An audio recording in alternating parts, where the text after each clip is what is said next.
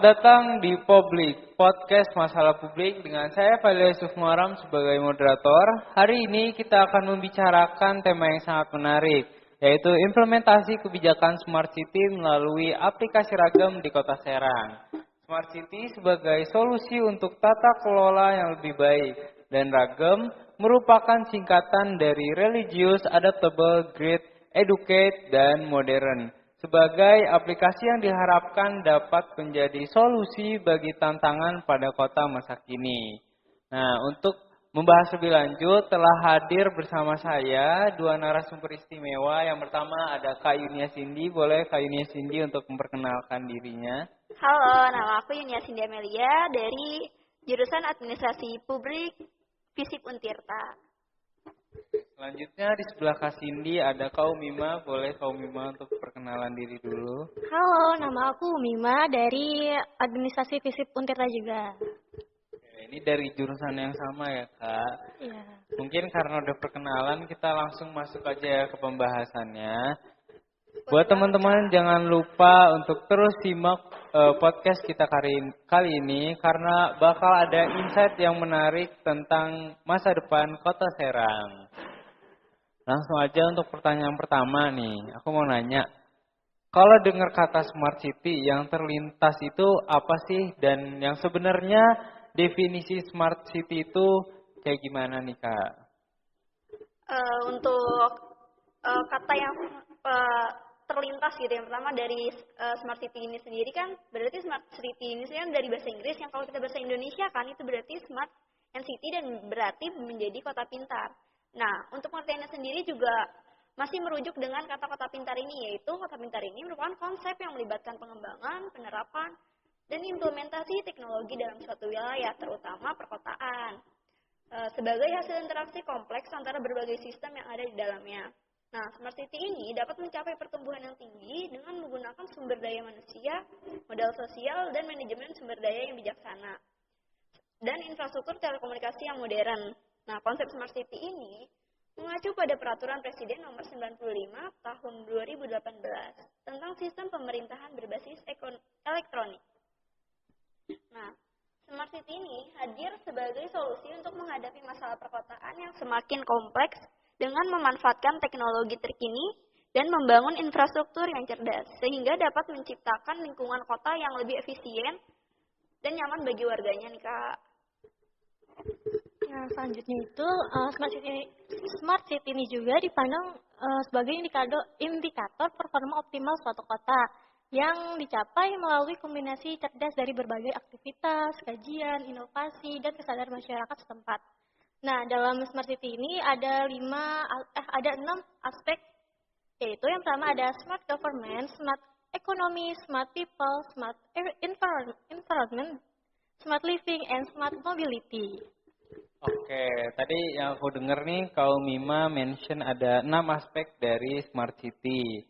Nah, boleh nggak sih dijelasin apa aja aspek yang membuat suatu kota ini menjadi kota yang smart? Nah, untuk aspek dari Smart City ini sendiri itu yang pertama itu ada Smart Government. Nah, itu merupakan upaya pemerintah untuk meningkatkan kualitas pelayanan dengan menggunakan teknologi informasi. Dan yang kedua itu ada Smart Economy. Nah, Smart Economy itu pemanfaatan teknologi informasi dan komunikasi untuk membangun dan mengembangkan perekonomian masyarakat di tingkat kota. Di mana jadinya tuh kita kayak penggunaan dompet digital itu tuh seperti Smart Economy. Nah, selanjutnya itu ada Smart People. Nah, Smart People ini tidak hanya mengacu pada tingginya tingkat literasi digital, tetapi juga pada kualitas sumber daya manusianya. Nah, diharapkan dengan meningkatkan kualitas sumber daya manusia, masyarakat tidak hanya dapat beradaptasi dengan era digital, tapi juga mampu meningkatkan kritik dan saran yang konstruktif bagi kemajuan kota. Nah, selanjutnya itu ada Smart Environment, yaitu smart yang berfokus pada pemanfaatan teknologi informasi dan komunikasi. Selanjutnya Smart Living, yaitu merupakan elemen dalam konsep Smart City yang bertujuan meningkatkan kualitas hidup masyarakat setempat melalui penggunaan teknologi informasi dan komunikasi. Nah, yang terakhir ada Smart Mobility, yaitu yang berfokus pada peningkatan kualitas layanan transportasi publik. Oke, ternyata banyak juga ya aspek yang harus dipenuhi untuk menjadi suatu kota yang smart. Nah, selanjutnya ngomong-ngomong soal penerapan smart city di Indonesia nih. Bagaimana sih kemajuannya dari awal adanya smart city sampai sekarang? Apakah penerapan smart city ini sudah sesuai dengan harapan atau belum?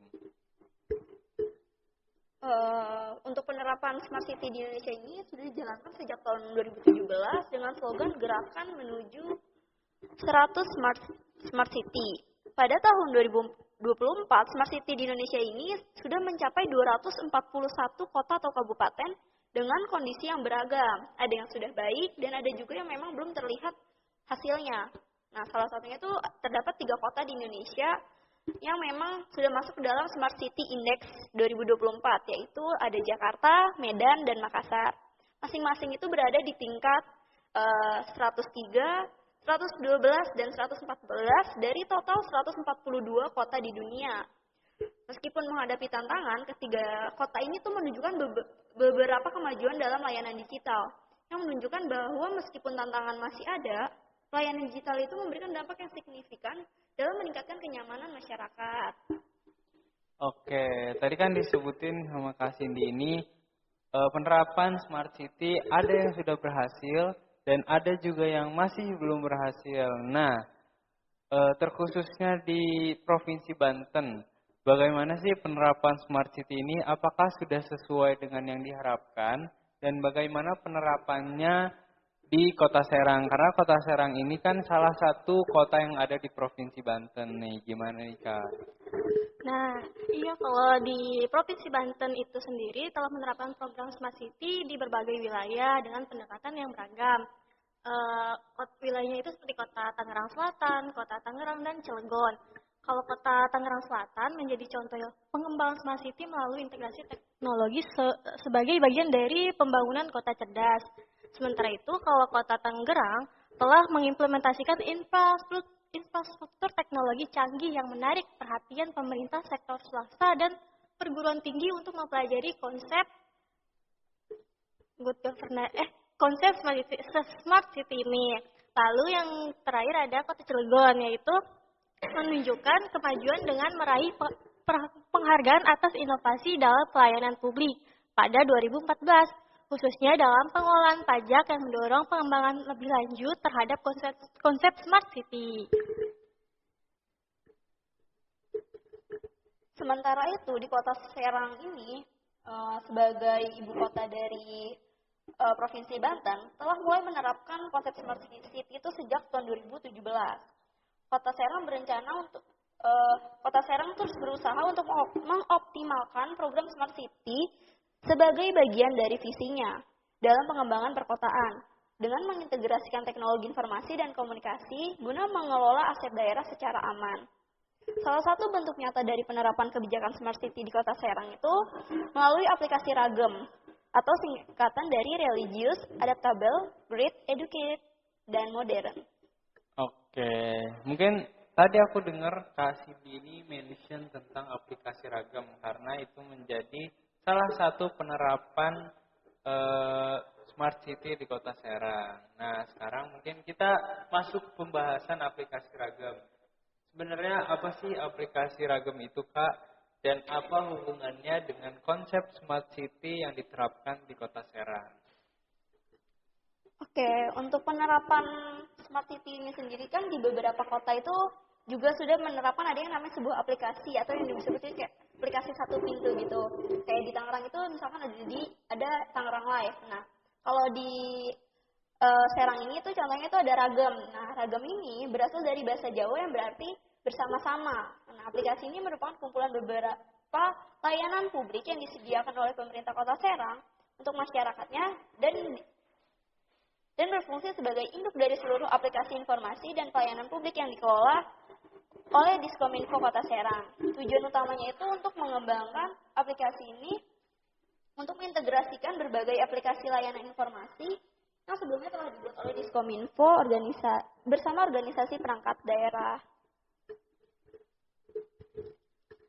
Nah, aplikasi Ragam ini dirancang untuk mendukung konsep Smart City yang bertujuan untuk meningkatkan kualitas hidup masyarakat melalui integrasi teknologi di berbagai aspek. Pelayanan, lalu filosofi dari nama Ragam ini sendiri itu menggambarkan nilai-nilai yang ingin diangkat, yaitu religius sebagai dasar kehidupan, adaptable untuk menghadapi perubahan zaman, grit dalam memberikan layanan, educate untuk mencerdaskan masyarakat, dan modern dalam memanfaatkan teknologi. Oke, mungkin itu definisi dari aplikasi Ragam ini ya. Nah, dengan adanya aplikasi Ragam ini tentunya ada manfaat yang ingin diberikan oleh pemerintah. Nah, kira-kira apa aja sih Kak manfaat yang dapat langsung dirasakan oleh masyarakat? Dan apakah benar aplikasi Ragam ini bisa mendukung Smart City di Kota Serang? Inisiatif dari aplikasi Ragam ini itu muncul dari kebutuhan daerah yang meningkatkan pelayanan secara efisien dan efektif, terutama di Kota Serang. Nah, pemerintah itu menyadari bahwa setiap daerah itu memiliki karakteristik dan kebutuhan yang unik, sehingga diperlukan solusi yang sesuai dengan kondisi lokal. Nah, sebagai contohnya itu fokus utama penerapan Smart City di Kota Serang adalah dengan penguatan nilai-nilai kearifan lokal dan pemberdayaan masyarakat melalui teknologi. Dengan aplikasi Ragam, pemerintah ingin menciptakan wadah yang tidak hanya modern secara teknologi, tetapi juga mampu memperkuat hubungan antara pemerintah, masyarakat. Selain itu, aplikasi ini juga diharapkan mampu memberikan akses yang lebih mudah ke berbagai layanan publik, mempercepat proses administrasi dan peningkatan transparansi. Oke, ternyata banyak juga ya manfaat-manfaat yang ingin diberikan oleh pemerintah melalui aplikasi Ragam ini. Nah, jujur ya Kak, sebenarnya aku nggak tahu tentang aplikasi Ragam ini, tapi karena aku berbincang hari ini, aku jadi tahu nih aplikasi Ragam. Nah, karena aku nggak pernah mengakses aplikasi Ragam, apa aja sih Kak fitur-fitur yang bisa memudahkan pelayanan publik terutama yang ada di Kota Serang ini melalui aplikasi Ragam? Aplikasi Ragam ini itu merupakan aplikasi satu pintu Kota Serang yang terdiri dari berbagai macam fitur pelayanan publik. Nah, diantaranya itu ada layanan siaga 112. Nah, layanan ini merupakan layanan bantuan kegawat daruratan untuk warga Kota Serang, seperti misalnya kayak ada bencana alam. Nah, terus yang kedua itu ada layanan CCTV. Nah, di layanan CCTV ini kita tuh bakal tahu titik-titik lokasi CCTV yang ada di Kota Serang. Nah, yang ketiga itu ada berita. Nah, berita ini kita bisa mengakses berita-berita yang ada di Banten ini sendiri terkhusus dan juga ada dan berita-berita dari luar. Nah, selanjutnya itu juga ada pajak PBB. Nah, fitur ini tuh untuk mengetahui informasi cara bayar PBB dan cek tagihan pajak PBB. Jadi ngemudahin kita untuk ngecek tagihan kita tuh berapa sih, kayak gitu loh. Nah, terus selain itu juga ada Gelati. Nah, Gelati ini diperuntukkan untuk mengeksplor apa aja yang ada di Kota Serang. Seperti kayak kita misalnya mau pergi, terus kayak kita mau tahu nih ada restoran apa aja sih di Kota Serang, misalnya kayak gitu. Nah, kita tuh bisa aksesnya lewat Gelati ini. Nah, selanjutnya itu ada sembako. Nah, sembako ini tuh kita bisa tahu list-list harga atau rata-rata harga di kebutuhan pokok di Kota Serang ini. Nah, selanjutnya itu ada Rabek. Rabek ini sendiri merupakan reaksi atas berita warga. Nah, Rabek ini merupakan fitur untuk menampung aduan atau keluhan dari masyarakat untuk pemerintah Kota Serang, seperti misalkan kalau ada jalanan rusak atau lampu mati, itu tuh bisa dilaporin lewat Rabek, tapi atas namanya tuh anonim biasanya. Terus yang selanjutnya itu ada JDIH. Nah, JDIH ini merupakan jaringan dokumentasi dan informasi hukum. Fitur ini itu untuk memberikan pelayanan informasi hukum kepada masyarakat. Jadi misalkan pengen tahu kayak tentang hukum-hukum yang ada di daerah Serang ini sendiri misal. Nah, kita bisa mengaksesnya itu lewat JDIH yang ada di aplikasi Ragam ini. Lalu selanjutnya itu ada PPID atau Pejabat Pengelola Informasi dan Dokumentasi. PPID ini merupakan fitur untuk menciptakan kelancaran dalam pelayanan informasi publik. Jadi Kalau yang tadi JDIH itu hanya informasi hukum, nah kalau PPID ini tuh menciptakan kelancaran adanya informasi publik seperti adanya transparansi gitu. Cukup. Kira-kira itu aja sih untuk fitur-fitur yang ada di aplikasi Ragam ini sendiri, Kak. Oke, berarti fitur-fitur yang ada di aplikasi Ragam ini sangat bermanfaat ya bagi masyarakat. Nah, ngomong-ngomong soal implementasi Ragam, apa aja sih kendala yang muncul ketika proses implementasi Ragam ini di lapangan? Apakah ada atau malah nggak ada nih kendalanya? Gimana nih, Kak? Tentunya kendala pasti ada ya, yaitu pertama tantangan utama dari aplikasi Ragam ini yaitu terletak pada literasi digital masyarakat. Karena tidak semua masyarakat atau warga itu memiliki kemampuan untuk melakukan menyesuaikan dengan teknologi ini, terutama aplikasi yang berbasis layanan digital seperti Ragam. Ini membuktikan bahwa upaya edukasi dan pelatihan yang terus-menerus agar masyarakat dapat memahami gitu, dan memanfaatkan aplikasi ini dengan optimal. Pemerintah juga menghadapi tantangan dalam menjangkau kelompok-kelompok tertentu seperti warga lansia atau warga yang wilayahnya tertinggal dan terpencil, yang sering kali memerlukan pendekatan khusus agar mereka tidak tertinggal dalam transformasi digital ini. Selain itu, kurangnya sosialisasi terkait aplikasi Ragam ini juga menjadi tantangan dalam penerapan Smart City di Kota Serang ini. Seperti yang dikatakan oleh Seksi Pengembangan dan Kemitraan Komunikasi Publik bidang e-government Dinas Komunikasi dan Informatika Kota Serang, bahwa sosialisasi ini tuh untuk sosialisasi aplikasi Ragam itu hanya dilakukan sekali ketika aplikasi ini tuh baru diluncurkan, Kak. Nah, selanjutnya itu sosialisasi aplikasi Ragam ini hanya dilakukan melalui sosial media Diskominfo Kota Serang, sehingga kurangnya sosialisasi ini menyebabkan kurangnya partisipasi masyarakat itu sendiri terhadap aplikasi Ragam ini.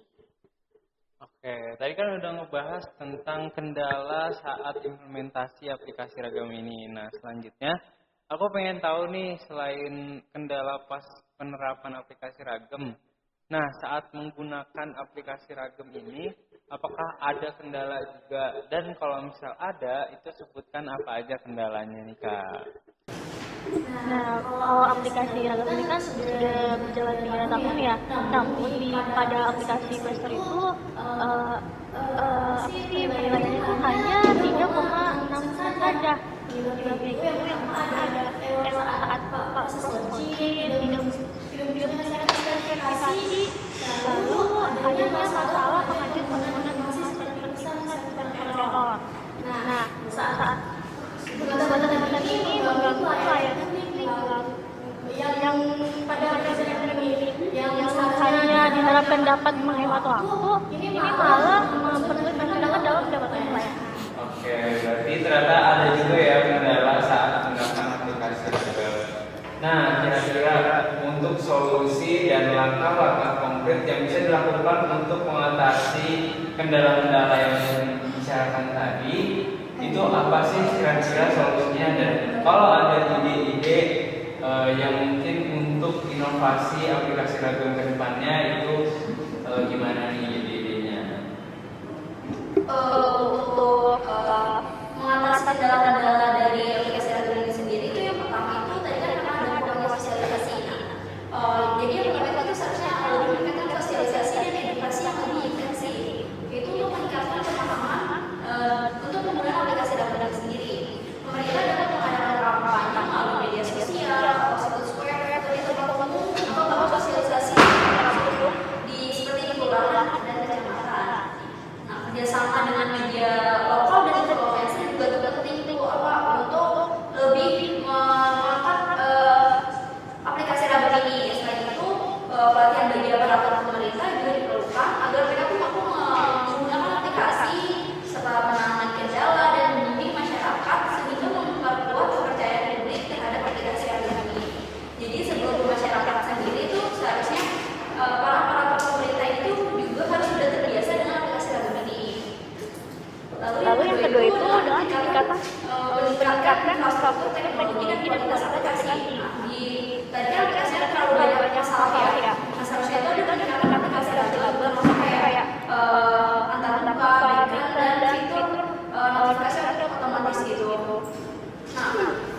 fungsinya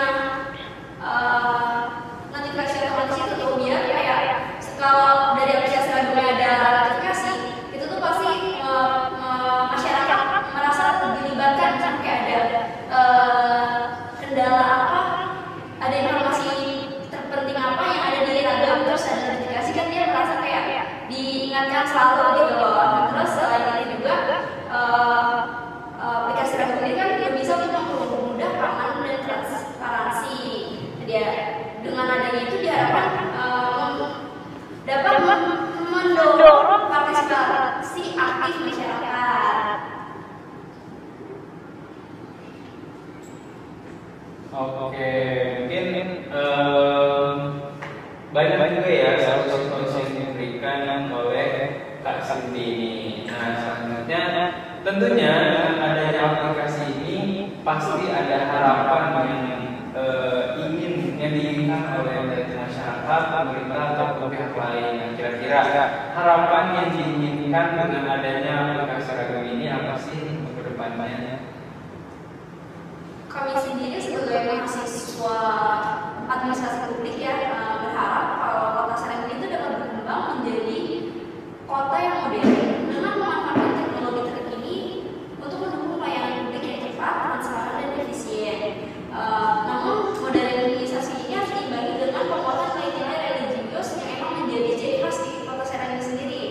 Dengan kombinasi ini kami percaya Kota Serang dapat menjadi contoh kota yang tidak hanya maju secara teknologi, tetapi juga harmonis secara sosial dan spiritual.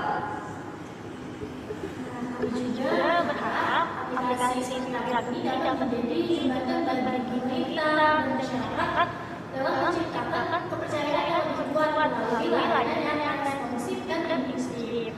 Dan demikian, masyarakat tidak hanya mampu memiliki keluarganya, namun juga menciptakan lingkungan yang sejahtera, ramah, dan berdaya saing di nasional maupun global. Oke, semoga harapan-harapan yang telah disebutkan oleh Kak Cindy dan Kak Mima tadi bisa diimplementasikan di aplikasi Ragam agar aplikasi Ragam ini bisa menjadi lebih baik lagi untuk kedepannya. Mungkin kita udah di penghujung acara diskusi ini. Terima kasih banyak Kak Cindy, Kak Mima atas waktu dan penjelasan serta informasi yang sangat berharga untuk saya.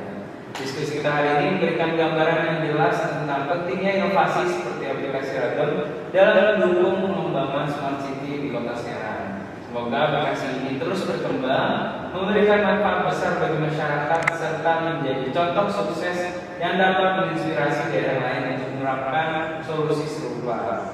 Dengan kerjasama yang solid antara pemerintah, masyarakat, dan pihak terkait, kita optimis bahwa Kota Serang akan makin maju dan menjadi panutan dalam penerapan teknologi untuk kehidupan yang lebih baik lagi.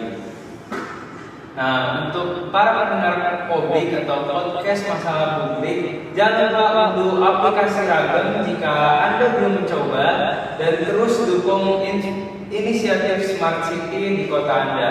Sampai jumpa pada podcast-podcast selanjutnya. See you guys.